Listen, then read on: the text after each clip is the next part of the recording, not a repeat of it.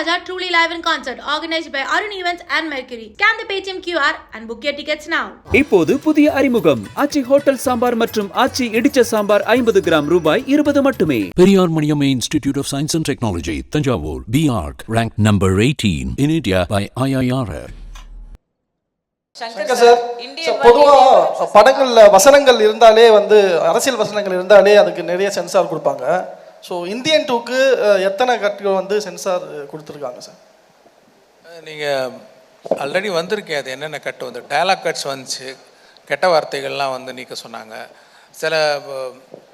சில கிளாமராக இருக்கிற சில இதெல்லாம் கொஞ்சம் இது பண்ண சொன்னாங்க, லைக் கொஞ்சம் அவுட் ஃபோக்கஸ் பண்ண சொன்னாங்க. இவருக்கு நான் பதில் சொல்கிறதா நினச்சிட வேண்டாம். சென்சாரோட எனக்கு எப்போவுமே ஒரு பேச்சுவார்த்தை நடந்துக்கிட்டே இருக்கும். நல்லபடியாக தான், ஒன்றும் இல்லை. நான் சின்ன பிள்ளையாக இருக்கும்போது ஸ்கூலில் நிறையா கெட்ட வார்த்தை கவிதைகள் எழுதிட்டேன்னு ஒரு கம்ப்ளைண்ட் வந்தது வீட்டுக்கு.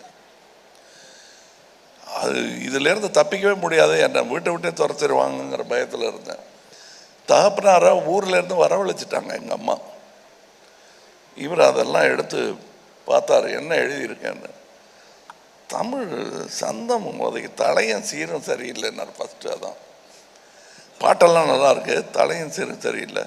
இல்லை இது இந்த கெட்ட வார்த்தையெல்லாம் எழுதியிருக்கேங்க. ஆமாம், ஒன்று பண்ணு, நீ டாக்டருக்கு படி, இதெல்லாம் பாடமாக மாறிடும் அப்படின்னாரு. நீ என்னென்ன வார்த்தைகள் யூஸ் படுத்திருக்கியோ இதெல்லாம் டாக்டருக்கு படிச்சேன்னா அது பாடமாக மாறிடும் இல்லையா? உறுப்புகள் பெயரெல்லாம் அதில் சொல்லியிருப்பாங்க, அவ்வளோதான் கெட்ட வார்த்தை, வேற என்ன கெட்ட வார்த்தை இல்லை. ஆண் மக்கள் தங்கள் செய்ய முடியாத தொழிலை பெண்கள் செய்யும் அந்த பொறாமையில் அவங்க அந்த தொழிலை இழிவாக பேசுறது தான் கெட்ட வார்த்தை. இவங்களால செய்ய முடிஞ்சிருந்தா அது கெட்ட வார்த்தையாகவே மாறி இருக்காது. இவ்வளோதான். இந்த கெட்ட வார்த்தைங்கிறதுக்கு நான் சென்சாருக்கு விடுக்கும் தூது இது. கலைஞன் ஒரு ஜெயகாந்தன் மாதிரியாக இருக்கிற ஒரு எழுத்தாளர் தன் கதையை, தன் கேரக்டரை ஆழ பதிவு செய்வதற்கு இந்த கெட்ட வார்த்தைகள் மிகவும் பயன்படும். கெட்டதையும் நல்லதையும் பக்கத்தில் வச்சா தான் இது உப்பு இது காரம்னு தெரியும். அதனால சென்சார்கிட்ட நான் விடுக்கும் வேண்டுகோள், இந்தியன் படத்துக்கு இல்லை, அதான் முடிச்சு சர்டிஃபிகேட் வாங்கிட்டாருன்னு நினைக்கிறேன், நான் விடுப்பது இனி எழுதவிருக்கும் படங்களுக்கு. ஏன்னா நீங்கள் தடுத்துட்டதுனால என் பிள்ளைகள்லாம் தெருவில் கெட்ட வார்த்தை கேட்காம தப்பிச்சிருப்பான். கண்டிப்பாக எல்லாரும் எல்லா நேரமும் கேட்டுக்கிட்டு இருக்கிற வார்த்தை, அதில் எது தரம் குறைந்தது, எது தரம், நம்ம போடுற சட்ட கலரில் எது வசதியானது, எது விலை குறைந்தது, எது காடியானது, எது கம்மியானதுங்கிறத நம்மளை முடிவு பண்ண வைப்பது நம்முடைய சுற்றுச்சூழல் தானே. அந்த மாதிரி இது நடக்கும். தயவுசெய்து இப்போ இவர் காட்டுற வில்லன் இவர் அல்ல, ஆனால் அந்த வில்லன் அவர் யோசிக்கிறார், இப்படி ஒருவன் இருப்பது சமுதாயத்திற்கு கேடு என்று. இதெல்லாம் அனுமதிக்கணும், காட்டணும்.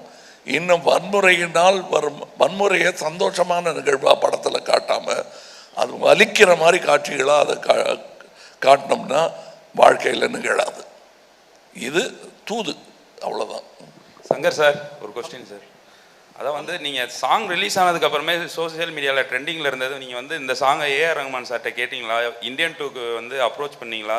ஏன்னா அவர் பண்ணியிருந்தா இன்னும் கொஞ்சம் பயங்கரமாக இருந்திருக்குங்கிறது ரொம்ப பெரிய டாப்பிக்காக போச்சு. எதனால அனிருத் சாரை சூஸ் பண்ணீங்க? நெக்ஸ்ட்டு நீங்கள் எப்போவே படம் எடுத்தாலுமே ஊழலை பற்றியே எடுக்கிறீங்க, சமுதாயத்தில் வேறு எதுவுமே இல்லையா அப்படிங்கிற மாதிரி நிறையா கமெண்ட்ஸ்லாம் நான் படித்தேன். அதை வச்சு தான் இந்த 2 கொஸ்டின் உங்கள்கிட்ட கேட்டிருக்கேன் சார். அது 2க்கான ஆன்சர். மெயினாக இப்போ 2.0 படம் முடிஞ்சு போச்சு.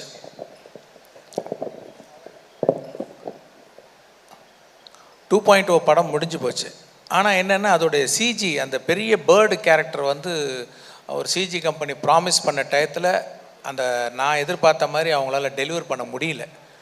அப்படின்னும் போது அது அப்படியே படத்தில் விட்டால் அது கண்டிப்பாக ஸ்பாயில் பண்ணிவிடுன்றக்கா திருப்பி ஸ்க்ராட்ச்லேருந்து அந்த பேர்டை க்ரியேட் பண்ண வேண்டிய ஒரு சுச்சுவேஷன் வந்துச்சு. ஸோ அந்த பேர்டை திருப்பி க்ரியேட் பண்ணி அதோடைய போஸ்ட் ப்ரொடக்ஷன் விஎஃப்எக்ஸ்லாம் முடியறதுக்கு 1 வருஷம் ஆகும் அப்படிங்கிற ஒரு சூழ்நிலை வந்தது. அதுக்குள்ளே நான் அந்த கதையை ரெடி பண்ணிட்டேன், சார்கிட்டையும் ஃபுல்லாக சொல்லிட்டேன். அவங்களும் அந்த கதை பிடிச்சிருக்குன்னு சொன்னாங்க. ஸோ பிப்ரவரி, அதாவது இந்த 2.0 நவம்பர் ரிலீஸ் ஆச்சுன்னு நினைக்கிறேன், அக்டோபர் ஆர் நவம்பர். பிப்ரவரியில் நாங்கள் ஷூட்டிங் போகிறதுக்கு ரெடி ஆகிட்டோம் இந்தியன் படத்துக்கு. சாரும் பிப்ரவரி டேட்ஸ்லாம் கொஞ்சம் ஒதுக்கி வச்சு போயிடலாம் அப்படின்ற மாதிரி சொன்னாங்க. அப்போது ரஹ்மான் பேக்ரவுண்ட் ஸ்கோர் பண்ணிகிட்ருக்காரு. ஸோ 2.0 பேக்ரவுண்ட் ஸ்கோர் வந்து ஹெவி, ரொம்ப கஷ்டம். அது பெரிய பேர்டன் அவருக்கு. ஸோ அது மேலே நீங்கள் சாங்கையும் போய் கம்போஸ் பண்ணி கொடுங்கன்னு கேட்டோன்னா ப்ராக்டிக்கலாக it's very difficult for Rahman sir. அப்படின்னும் போது படம் ஆரம்பிக்கணும், ஆனால் பாட்டெல்லாம் வேணும் அப்படின்னும் போது இந்த பக்கம் வந்து அனிருத்தருடைய மியூசிக் வந்து நான் ரொம்ப ரசிக்க ஆரம்பிச்சேன். நான் எல்லாருடைய மியூசிக் லைக் பண்ணுவேன், லைக் யுவன் சங்கர் ராஜா அண்ட் ஹாரிஸ் ஜெயராஜ், அப்புறம் சந்தோஷ் நாராயண் நல்லா பண்ணிகிட்ருக்காரு. ஸோ எல்லாரோடையும் ஒர்க் பண்ணணுன்னு எனக்கு வந்து ஒரு இது இருந்துக்கிட்டே இருக்கும். அப்போ அனிருத்துடைய மியூசிக்லாம் அவர் போட்டுக்கிட்டு வர பாட்டெலாம் எனக்கு ரொம்ப பிடிச்சிருந்தது. ஸோ அவர் இசையை நான் ரசிக்கிட்டு இருந்தேன். ஸோ இப்படி ஒரு சுச்சுவேஷன் வரவும் சரி இதை வந்து இதுக்கு மேலே பேர்டன் கொடுக்க வேணாம் ரஹ்மான் சாருக்குன்னு சொல்லிவிட்டு இந்த படம் வந்து அனிருத் பண்ணட்டும்னு சொல்லிட்டு டிசைட் பண்ணி அப்படி பண்ண படம் தான் அது. பர்சனலாக உங்களுக்கு ஏதோ இந்த கரப்ஷன்னால பாதிப்புகள் உண்டாகி இருக்கா? நான் பாலிடெக்னிக்கில் சேரும்போது அப்போ வந்து income certificate, birth certificate, community certificate இதெல்லாம் நான் ப்ரொடியூஸ் பண்ண வேண்டிய ஒரு இது இப்போ ப்ரொசீஜர் இருக்குது. இப்போ அதுக்கு நான் அந்த சர்டிஃபிகேட் அலையும் போது நான் இதெல்லாம் பார்த்தேன், லைக் கொடுக்க வேண்டிய ஒரு சூழ்நிலை இருக்கும். அது என்ன இப்போ ரொம்ப பாதிச்சுது அப்போது. ஸோ அப்போ வந்து அது எனக்கு ஒரு வாய்ப்பு, ஒரு ஃபிலிம் மேக்கராக வரும்போது அதை நான் எக்ஸ்பிரஸ் பண்ணேன். அதுதான். இன்றைக்கி நீங்கள் சேனாதிபதியாக உருவெடுத்திருக்கீங்க. இன்றைக்கி நீட்டும் கள்ளச்சாராயமும் அழிக்க முடியாத சுச்சுவேஷனில் இருக்குது. சேனாதிபதியாக இதுக்கு முடிவு என்ன?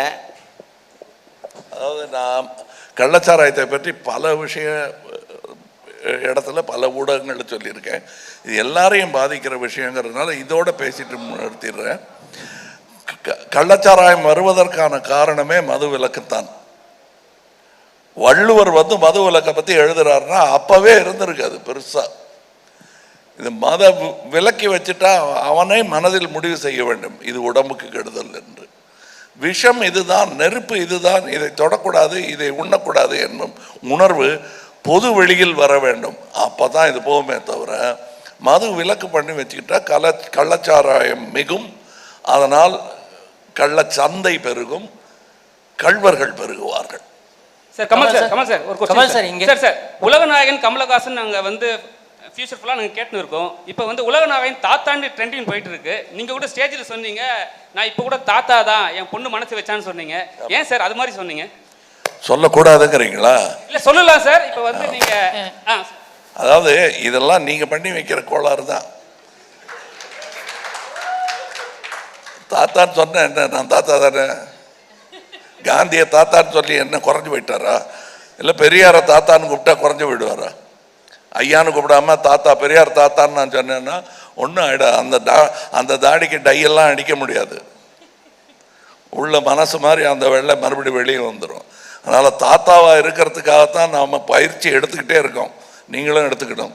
நாளை அது நடந்தே தீரும். இந்த क्वेश्चन லாஸ்ட் இந்த क्वेश्चन உங்களுக்கு மட்டும் கேட்கலாம். தயாரிப்பாளர் சங்கத்துல